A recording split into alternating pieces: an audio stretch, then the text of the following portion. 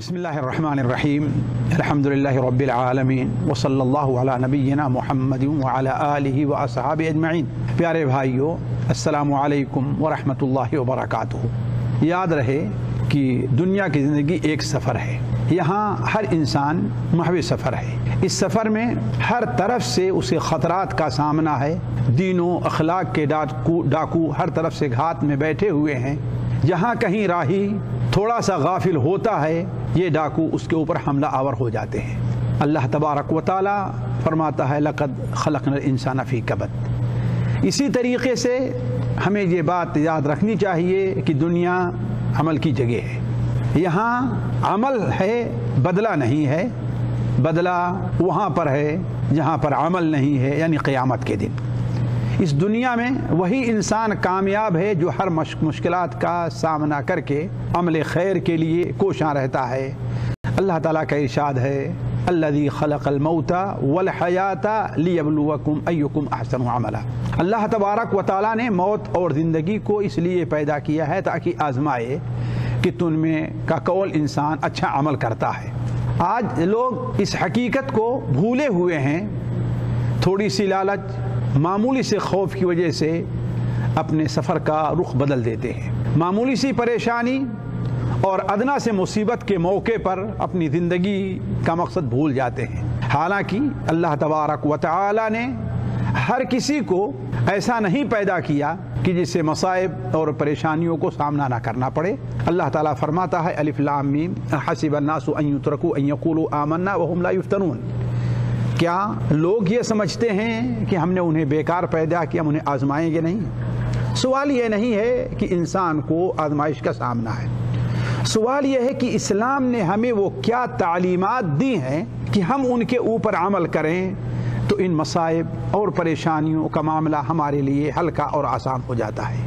دیکھیے، اس سلسلے میں اسلام نے ہمیں چند چیزوں کی طرف ہماری رہنمائی کی ہے۔ پہلی چیز یہ ہے کہ ہمیں اللہ تبارک و تعالیٰ سے دعا کا دامن نہیں چھوڑنا چاہیے۔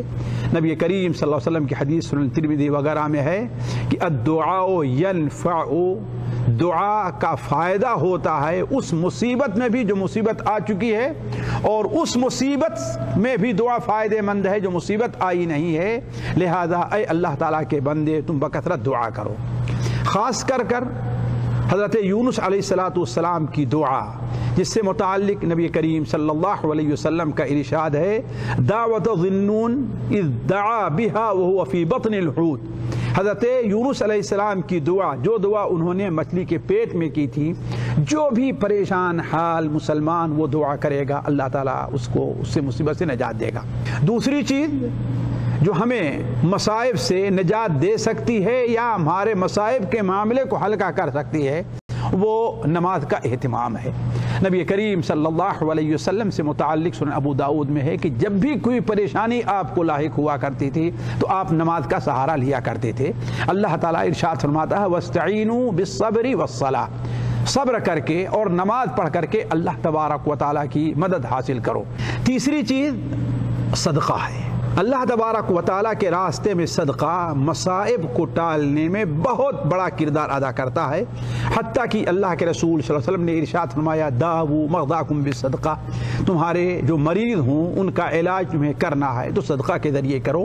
اور بہت سے علماء کے نزدیک یہ بات مجرب ہے کہ بہت سی ایسی بیماریوں کا علاج جن کا علاج سالہ کیا جاتا رہا لیکن اس سے کوئی آرام نہیں ملا، لیکن جب اللہ تبارک و تعالیٰ کے راستے میں صدقہ کیے گا، اور خصوصاً پانی کا صدقہ، یعنی کسی مجبور انسان کے لیے، کسی مجبور فیملی کے لیے، کسی ضرورت مند جگہ کے لیے اگر پانی کا انتظام کر دیا جائے تو یہ بیماریوں اور مصیبتوں کے ٹالنے میں بڑا اہم رول ادا کرتی ہے۔ چوتھی چیز جو اس سلسلے مفید ہمارے لیے ہو سکتی ہے وہ قرآن مجید کی بکثرت تلاوت ہے۔ آج ہماری امت قرآن کی تلاوت چھوڑ چکی ہے۔ آج بہت سے وہ لوگ جن کا شمار دینداروں میں ہوتا ہے، ان کی زندگی سے قرآن نکلا ہوا ہے۔ آج انہیں اخبار پڑھنے کا ان کے لیے موقع ضرور مل جائے گا، ساتھیوں سے گپ کرنے کا انہیں موقع مل جائے گا، واٹس ایپ پر یا نیٹ کے اوپر चैटिंग करने का उनके पास मौका ज़रूर मिल जाएगा,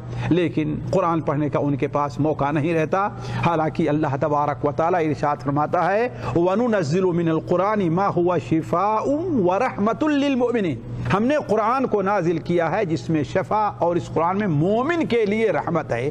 तो जो मोमिन बला और मुसीबत से निजात चाहता है उसे कुरान मजीद की तिलावत खुसूसन खुशू और खुदू और तदब्बुर के साथ ज़रूर करनी चाहिए। पांचवी चीज़ जिससे मसाइब और परेशानियों का मदावा किया जा सकता है वो सच्ची तौबा है। अल्लाह तबारक व तआला के सामने इंसान अपनी आजिज़ी को, अपनी पुरानी कोताहियाँ, अपने पुराने गुनाह, अपनी पिछली लग़ज़िशों के ऊपर अल्लाह ताला के सामने शर्मिंदा हो और अल्लाह तबारक व तआला से दुआ करे तो अल्लाह ताला मुसीबतों को टालता है। अल्लाह ताला इरशाद फरमाता है फलौला इज़ जाअहुम बासुना तदर्रऊ, जब उनके ऊपर हमारी तरफ से मुसीबत आई, अज़ाब आई, तो फलौला तदर्रऊ, वो लोग रोए हमारे सामने क्यों नहीं, गिड़गिड़ाए क्यों नहीं, दुआएं क्यों नहीं की। इसी तरीके से कसरत से तौबा और कसरत से दुआए इस्तिग़फ़ार पढ़ना, अस्तग़फ़िरुल्लाह अस्तग़फ़िरुल्लाह अस्तग़फ़िरुल्लाह, और बिलअख़स वो इस्तिग़फ़ार जिनकी खुसूसी फजीलत बयान की गई है, जैसे सैयदुल इस्तिग़फ़ार हैं, या सुनन अबू दाऊद में हज़रत अब्दुल्लाह बिन मसऊद रज़ियल्लाहु अन्हु की रवायत है कि जो शख्स ये इस्तिग़फ़ार पढ़ लेगा अल्लाह ताला उसके तमाम गुनाहों को माफ़ फरमा देगा, खा वो मैदान जिहाद से भागा हो, मैदान जंग से भागा हो। और क्या है, अस्तग़फ़िरुल्लाह अल्लज़ी ला इलाहा इल्ला हुवल हय्युल क़य्यूम व अतूबु इलैहि। और हमें हमेशा याद रखना चाहिए कि अल्लाह तबारक व तआला का फरमान है व अनिस्तग़फ़िरू रब्बकुम सुम्मा तूबू इलैहि युमत्तिअकुम मताअन हसना, यानी अल्लाह ताला फरमाता है कि अनिस्तग़फ़िरू रब्बकुम व तूबू इलैहि, अल्लाह तबारक व तआला अपने रब से सामने इस्तिग़फ़ार करो और तौबा करो, युमत्तिअकुम मताअन हसना, तो अल्लाह तबारक व तआला तुम्हें अच्छी ज़िंदगी, अच्छी रोज़ी, अच्छी आसाइश की चीज़ें तुम्हें अता फरमाएगा। तो इस वक्त में जबकि आज हर तरफ से मुसीबत और परेशानियां मुसलमानों को अपने घेरे में लिए हुए हैं, हमें और आपको ये चंद तौजीहात नबवी या इस्लामी जो तौजीहात जो हैं उनका एहतमाम करना चाहिए। यानी दुआ है, नमाज है, तौबा और इस्तिग़फ़ार है, सदका और खैरात है, कुरान मजीद की तिलावत और अल्लाह तबारक व तआला की तरफ से रुजू है। अल्लाह ताला हम में से हर शख्स को नेक अमल की तौफ़ीक़ अता फरमाए। वस्सलामु अलैकुम व रहमतुल्लाहि व बरकातुहू। इस दर से आप खुद भी मुस्तफ़ीद हों और अपने दोस्तों के साथ भी शेयर करें। मुमकिन है आपके शेयर से किसी की इस्लाह हो जाए और आपके लिए सदक़े जारिया बन जाए। व्हाट्सएप पर इस्लामिक मैसेज हासिल करने के लिए आप दर्ज झेल नंबर पर राब्ता करें। याकूब अजीज 009665089599707। अस्सलामु अलैकुम वरहमतुल्लाहि वबरकातुहू।